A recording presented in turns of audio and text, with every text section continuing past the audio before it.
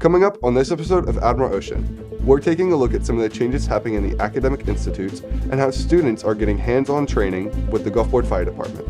And we'll head to the sports desk for the latest in basketball, soccer, and bowling. We'll have news from our city, state, and national, along with our weather forecast. Today is January 30th, 2026, and this is Admiral Ocean.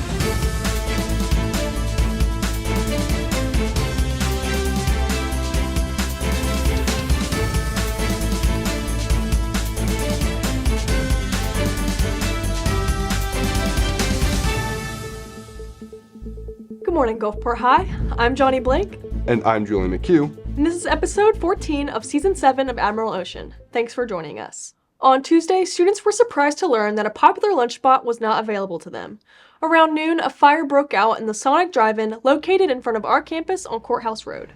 Within minutes, Gulfport Fire Department was on the scene and firefighters climbed to the roof and cut through to gain access to the source of the fire. WGTV News got to speak with one of the firefighters who was on the scene. According to fire investigator Scott Stallnacker, some repairs that had been recently completed led to the fire. Their heat had not been working for a couple days, and so they called in a company to repair their heating system. And once they made the repairs and they flipped the power back onto the structure, that's what ended up causing it. Even the Courthouse Road entrance to the high school was closed off for a while as the fire department took care of the situation. We were able to confirm that everyone got out of the building safely and took shelter at the travel affiliates next door. There was a report of one person being treated for smoke inhalation and an ambulance was on the scene. While Sonic looks just fine from the outside as you drive down Courthouse Road, the damage inside is extensive. As of right now, I know there's a lot of damage to the roof of the structure as well as the interior.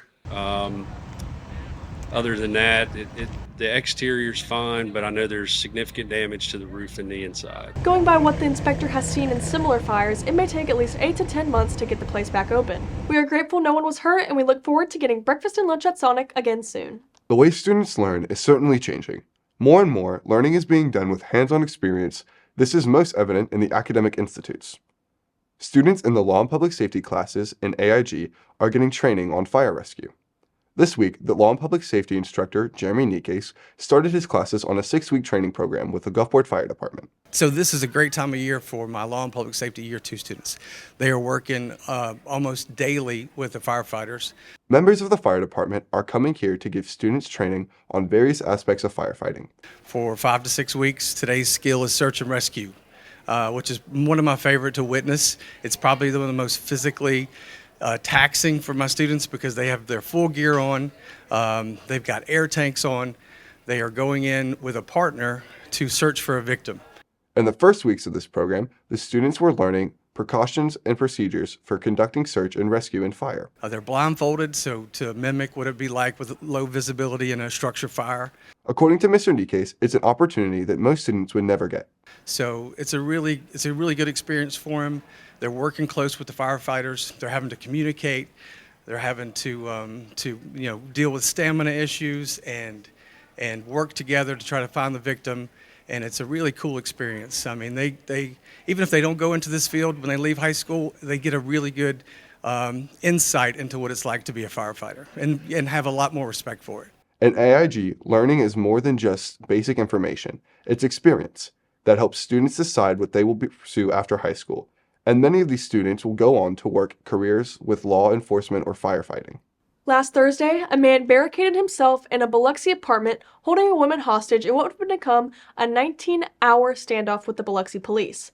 It was not entirely clear what the suspect wanted or intended. Police just knew he was armed and wouldn't let the woman come out. Police were able to stay in contact with the man throughout Thursday night and had SWAT on the scene by Friday morning. At approximately 10 a.m., Friday police determined the man had moved into a separate room from his hostage. SWAT took the opportunity and blew the doors off his hinges. They were able to get the hostage out safely and take the man into custody without any incident or injury. Although the woman appeared to be unharmed, she was still sent to a local hospital to be checked as she was 6 to 8 months pregnant. A spokesperson for the police said they were pleased to get the situation resolved with no one getting hurt. He said the safety of all involved as well as the residents in front of the area were their top priority. A woman who operates a neighboring business stated that she feels the police did the right thing and she was happy they took all the time they needed to keep everyone safe. The man is currently being held at the Harrison County Adult Detention Center with a $500,000 bond. He is charged with kidnapping and aggravated assault. As springtime approaches, it's time for theater to start getting their springtime show ready. This year, they'll be performing the stage adaptation of The Little Mermaid. Earlier this month, Miss Kid held open auditions for the play. Callbacks were held last Friday on the 23rd. After a lot of contemplating, the cast list was announced on the 24th. Iris Jordan will be playing the part of Ariel. Eric Turner is Prince Eric.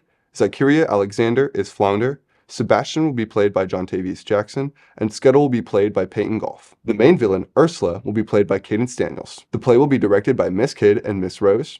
The choreographer is Peyton Bermond. Everyone involved is already excited, but they know they have lots of work ahead.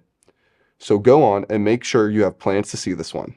In national news, a large portion of the country has felt the wrath of Mother Nature this week as a major winter storm engulfed the U.S. from the Rocky Mountains to the New England.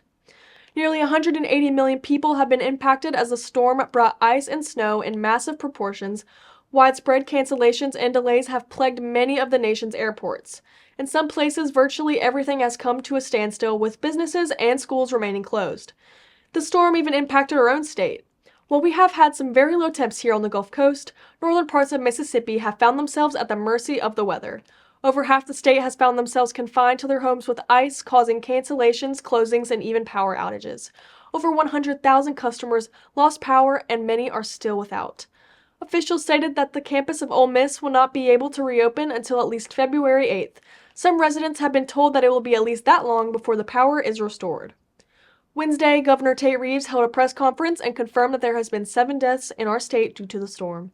And forecasters tell us we have more winter weather on the way. We are going to go to weather reporter Julie Flores now to get a look at what we can expect in Gulfport. Good morning, everyone. It's a cool day here at GHS.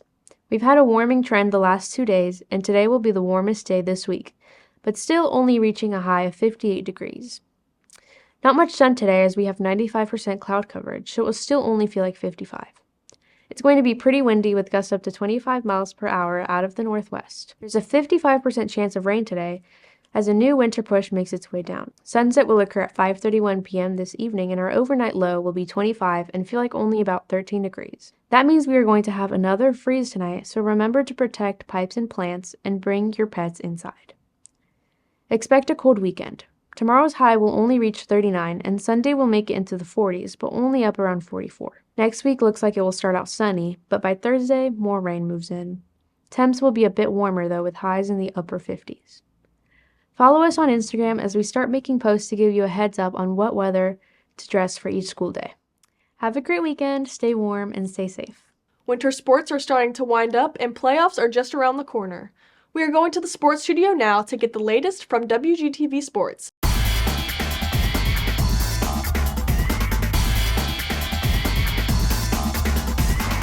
Hey Admirals, I'm Nolan Bridges. And I'm Nate Coleman, and this is your weekly sports update. Thanks for joining us. The Gulfport Admiral boys soccer team has absolutely dominated the regular season. Their final record is 17-1-4, making them second in district with an 11-1 record, a Mississippi ranking of second, and a national ranking of 13th. The Admirals look great going forward into the playoffs with their most recent win against Biloxi. Ryan Bowles scored the first goal off of a kick-in by Adrian Cardenas. To go up 2-1, Caden Carreta shoots, gets blocked by the goalie, then goes and finishes top right to score the goal. Biloxi then tied it, which made both of them go into a penalty shootout, which Gulfport wins thanks to Dylan Martinez. Soccer playoffs start February 10th, Gulfport versus Brandon. The Lady Admirals have made an awesome effort this year. Their final record was 13-7-3, making them 4th in district with a Mississippi ranking of 19th. Their most recent win was against Harrison Central, winning 5-0.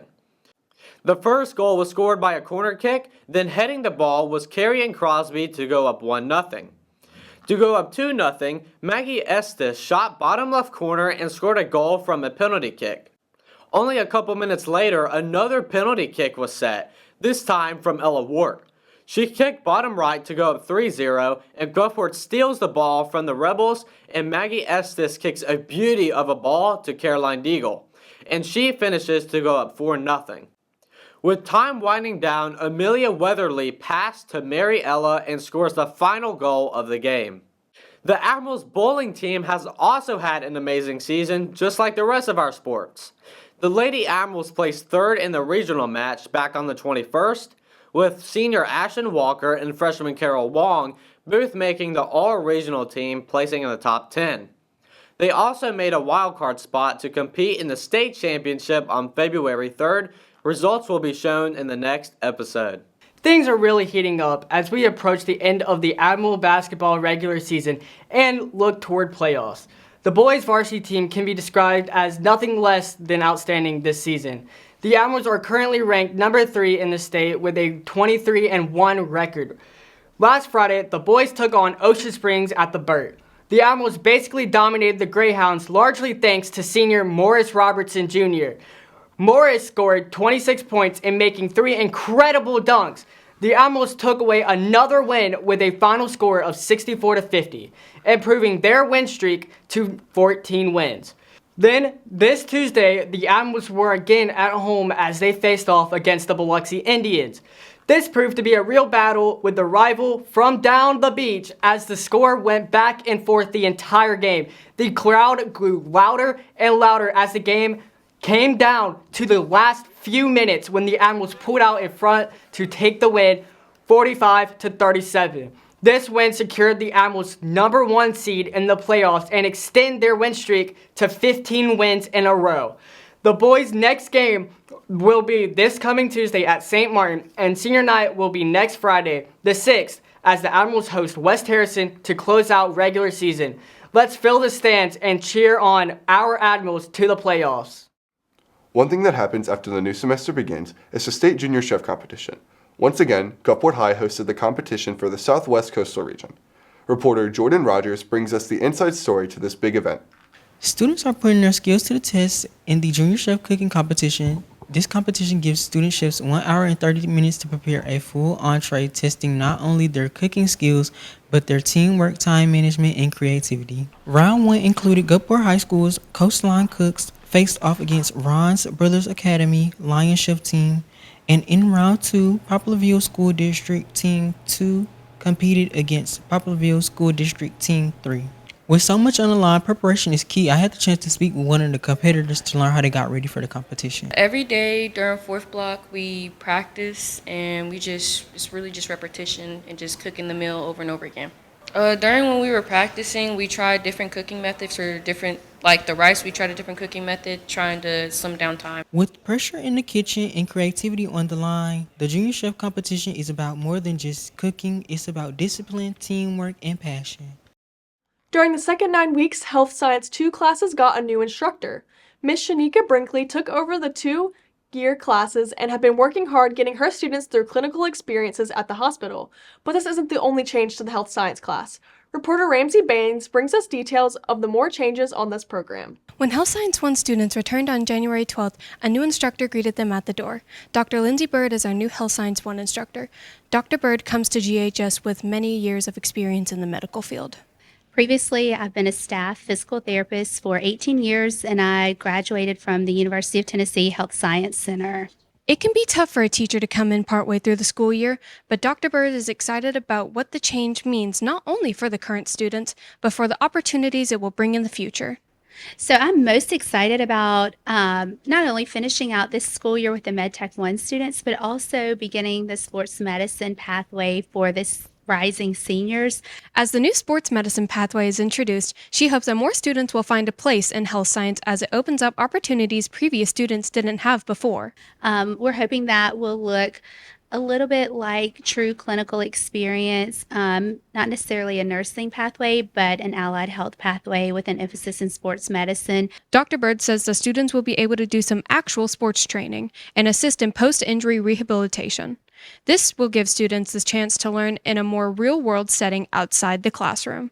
So, some of the changes that the rising or upcoming seniors can look forward to are a whole new set of instructional curriculum that will not only focus just on the nursing aspect of healthcare, but also some clinical experiences in the allied health. She's excited to expand this program to more than just something for students planning to go into nursing. And it's not just sports medicine. The new curriculum expands the health science program into a variety of health fields. Physical therapy, speech therapy, occupational therapy, possibly some radiology, including ultrasound, or even some veterinary medicine as well. More and more, we are seeing programs in the AIG building become so much more than a CTE class, but instead becoming a learning experience that gives students skills that will put them ahead when they go to college and makes them better prepared for the workforce. We want students to exercise their right to a voice and opinion, so we try to give that opportunity here on Admiral Ocean. Here's reporter Ian Price with this week's student poll. One of the most popular food items for all time in history is pizza, which can have many toppings added onto it.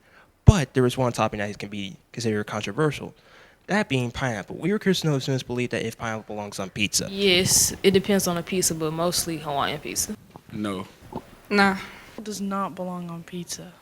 No, I do not. Yes, most definitely. I don't think so, but it's not bad. No. No. Absolutely. I do. I think it really brings out all the flavors and makes the pizza much better. With Black History Month approaching in a few days, we are getting ready to celebrate Historical Month, and we decided to kick off the celebration early with asking students their favorite historical figures of the upcoming month. Brian Butler. Tashawn LeBron. Rosa Parks. Martin Luther King. Rosa Parks. Frederick Douglass. I think Harriet Tubman. She contributed a lot to like society and stuff.